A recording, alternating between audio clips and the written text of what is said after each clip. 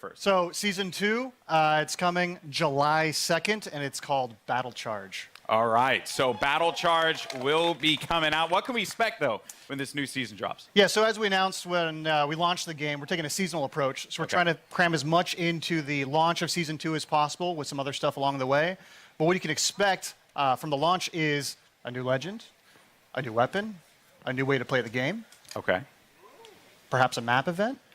And a lot of this has been done through a lot of the feedback from community. We're also changing up some of the meta balance of weapons to try and buff up some of the weaker weapons and bring a lot of cool stuff in the game. Okay. All right. It's a lot. It's a lot. We're going to talk about a good portion of it here, but let's talk about that sweet new content because Season 2 is bringing a new weapon to the fight. And today, we're excited to show it to you. So let's just go ahead, roll the clip. Show it. Care package touching down. They usually carry rare platforms. LSTAR here. I am taking fire, friends. I bathe in the blood.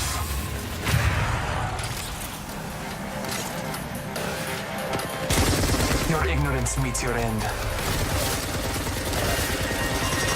I need help. Good job, me. A new season. Strong work.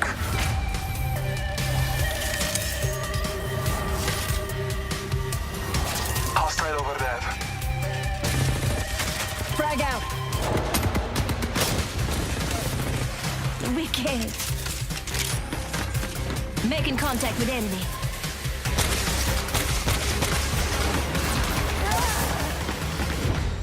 Accept it, I'm here. You're not.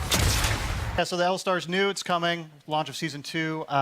It's actually a care package weapon because it's so OP. It's just amazing. But Glad you said that out front. Yeah, well, you know, it's like the master for the Kraber. It's incredibly powerful. Yeah. And being a care package weapon, it doesn't use any of the existing ammo on the ground, so whatever you get with it is what you got. I also noticed, too, it shattered through doors. Yeah, it can open doors. So, like, melees, grenades, and now the LSTAR. Wow. Okay, so that is pretty sizable. Now, what other changes are going to be coming to weapons? Because and this may seem very nerdy, but I'm a huge fan of hop-ups. I'm all about Prowler with my Spitfire. That's my jam. Yeah. What are you bringing me? Yeah, so like I mentioned, there's going to be some meta changes to the weapons. We're trying to bring up some of the weaker weapons. And then, yeah, there are 2 new hop-ups coming. Not really going to say what they are yet. You guys got to wait for Season 2. But there is a chance that maybe a memeable weapon named after an African country is usable. Is usable? Yeah. Okay. Perhaps. All right, perhaps. I mean, that is yet to be seen. We'll have to see if that's going to be a reality. All right, cool. So we're starting out hot with that LSTAR light machine gun.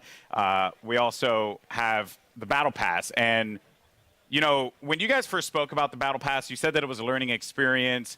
What's different this time around for Season 2? Yeah, so we've been listening to community a lot. Season 1 didn't quite launch as well as we were hoping.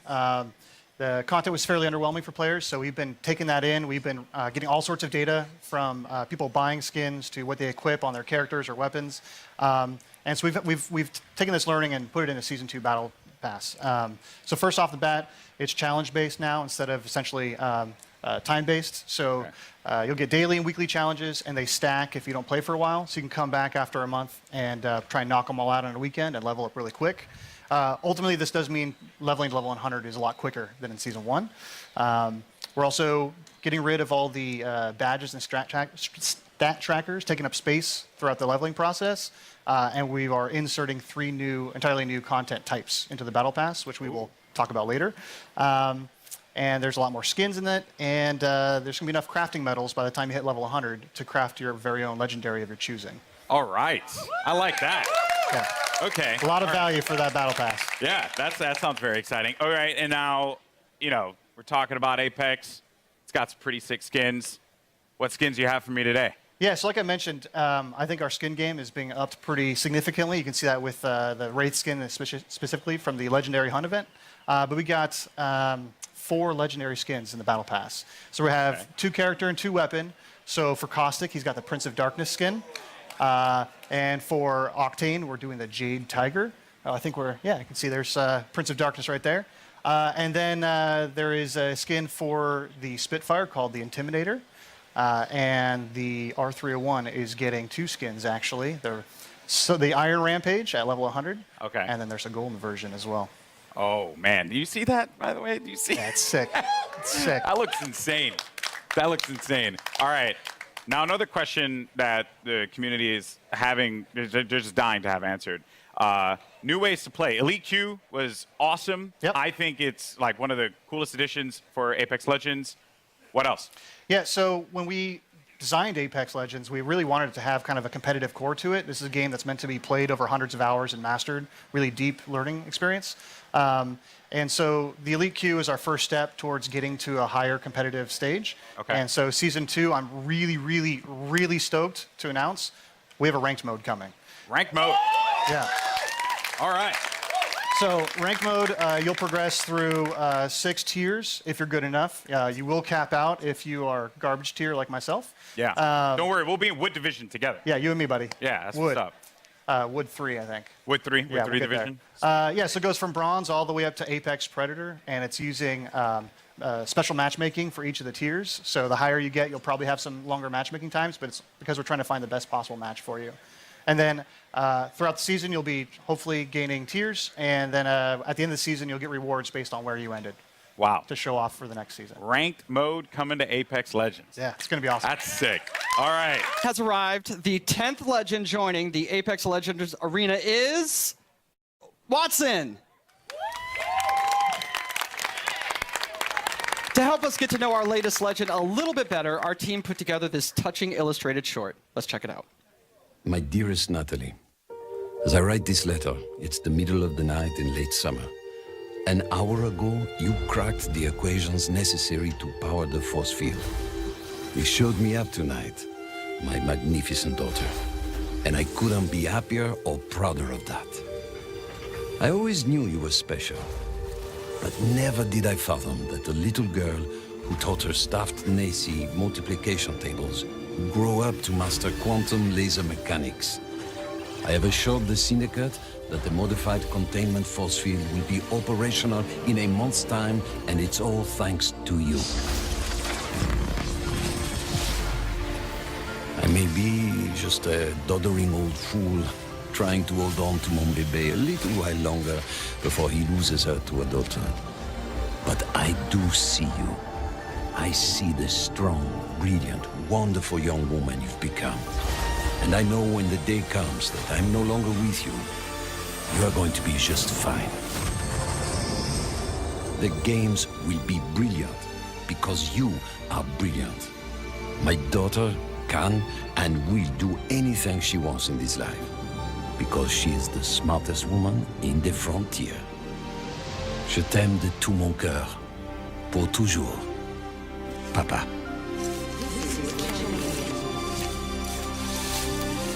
I did it, Papa. I hope wherever you are, you're cheering for me. So WATTSON really started as a conversation between a friend of mine and I, who he's an engineer, and he has this really methodical, interesting way of taking really complex problems and systematically solving them. And so I kind of thought, what would it be like if we took the sort of the defensive complexity of Apex and introduced a character that could really create an ecosystem in which you can survive the really aggressive third-party meta, all of that stuff. So the idea behind WATTSON really is that if you plan and you sort of adapt to the environment and you really know the map and you work closely with your team, that you can really create these strong defenses that that people are going to really have to think about in terms of how they push on you and that sort of thing. So the current meta of I hear gunfire and I hit it as hard as I can, you know, with Bangalore, Wraith, Octane, all of those, we're trying to sort of bump that meta a little bit and make it so that this more stanced RTS kind of play style has breathing room. Yeah, you're trying to provide like options for the players. Yes, right? Because if you want to be able to play that hyper aggressive approach, whether you're running like a composition that contains like a typical one, which would be like a Pathfinder, Wraith, and a Lifeline for that support, you can play into a composition like this, and they kind of counter one another. So that's going to be really fun. We're going to dive into the abilities and everything that she does, because let me tell you, it's insane. Now, as far as the look and feel, My favorite part about Apex Legends is that the characters, the legends themselves, they stand out.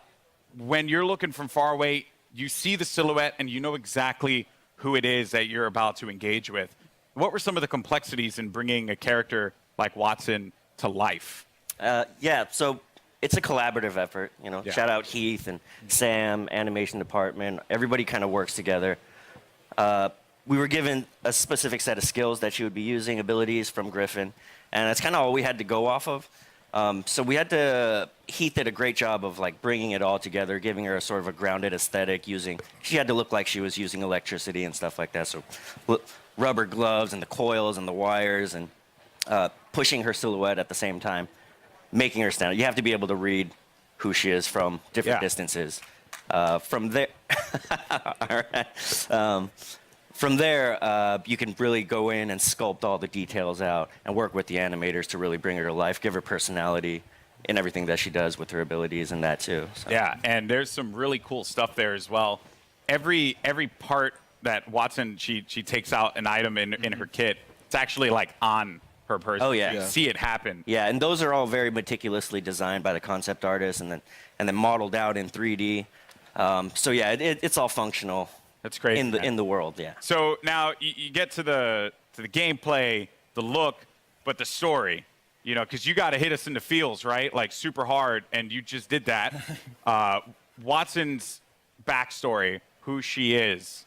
Let's dive deeper into that one. WATTSON's kind of different from the way we usually do things because usually it's very collaborative and we're creating the character at the same time, all the different departments, and we're working together. WATTSON was different. She was already designed and drawn when I got her. And one of the great things about working at Respawn is they encourage us to create characters that are non-traditional and that are characters you haven't seen in video games before, and to kind of branch out and see what else, you know, what other kinds of people can we represent out there. And so WATTSON is a very different character than I've ever seen in a video game, at least. And everything is based off of what these guys created. I mean, it's all, every single part of her backstory is connected somehow to either her abilities or her look. And now, it was something that kind of stuck out to me. So, am I correct in assuming that WATTSON played a big role in the arena itself? Yes, so WATTSON and her father actually invented the ring. Okay. And so she grew up in the arena, literally in the arena when they were building it. And we're going to start to, you're going to see with WATTSON and moving forward, we're going to start to build the lore of this world a little bit. You're going to find out who created the games. They mentioned the Syndicate in there, so we'll talk about the Syndicate down the road.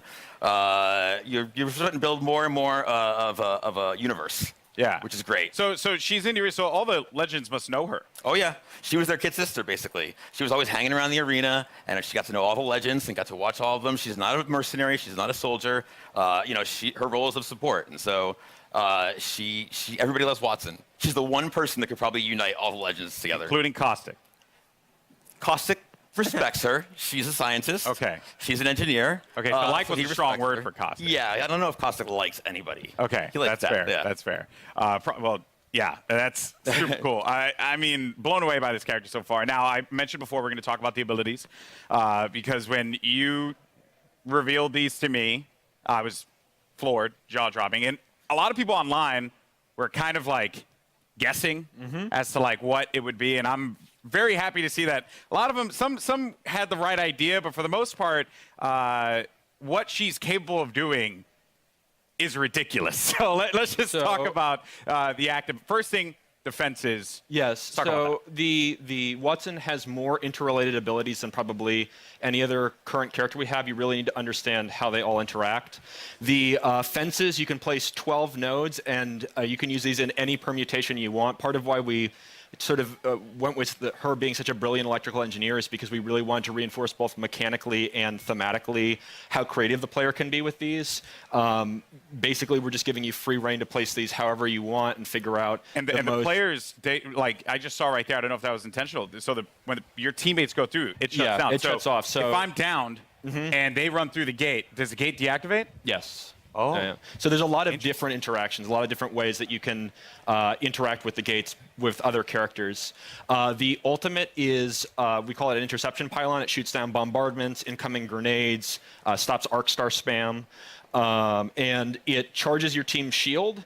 And it also, if Watson's cooldown is slower when she's away from the pylon, but when you're near the pylon, it supercharges your tactical, so you get fences faster. So if you drop it down, it's a permanent structure until it's destroyed, and that allows you to build these large fortresses very rapidly. And you can use that for defending, for flank control on offensive squads, for going up on a tower and fencing it off with Pathfinder. And then the passive is that ultimate accelerants give you your ultimate, 100% ultimate charge. And so if you save up ultimate accelerants over the course of the match, that allows you to place more pylons, and it means that you don't have to play conservatively as Watson as long as you save up ultimate charges. You can keep moving with a highly mobile squad. You can play offense, defense, support, however you feel like the fences and the pylon are most effective to whatever comp you're playing. So what you're telling me here is that Lifeline mains do not need to continuously hold ultimate accelerants anymore. We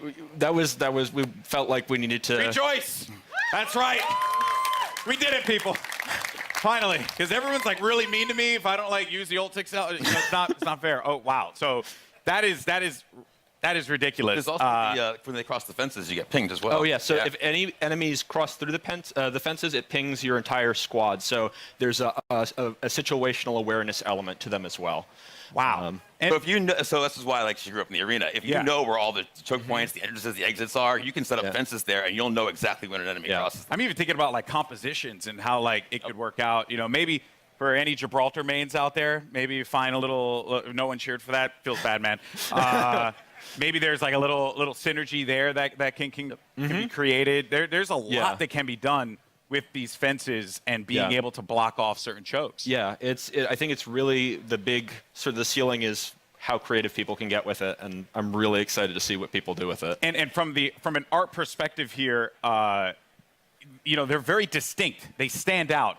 What were some of the challenges in making sure that these fences really, like when a player saw them, they knew exactly what it was, not to kind of catch them off guard, so to speak, to make it really, really stand out in the arena? Yeah, again, silhouette's everything. You got to make it stand out, and it has to look like it lives in the world, that it's something that she can use, and that lives on her body as well. She's able to pull it out, and she's able to bring it out and, you know, create a fortress, basically, and it has to read. So we had concept artists working on every little detail, and the modelers as well, and we had to test it out. We tested it out, we play it in-game, or in-house, and make sure it reads well. And these guys do a tremendous job of it too. I'm like, I need like a post with electricity that goes between the two, and they create really cool stuff with just that kind of vague, hand-wavy designer description. Everything about it. So let's recap all the amazing Apex Legends action that we've seen here today. Surprise. Care package touching down.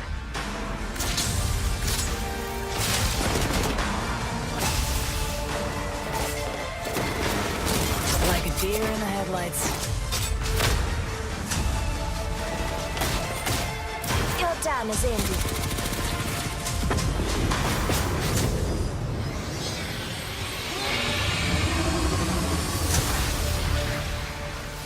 Say, baby, I've been living up my life, I made a decision. Y'all just stuck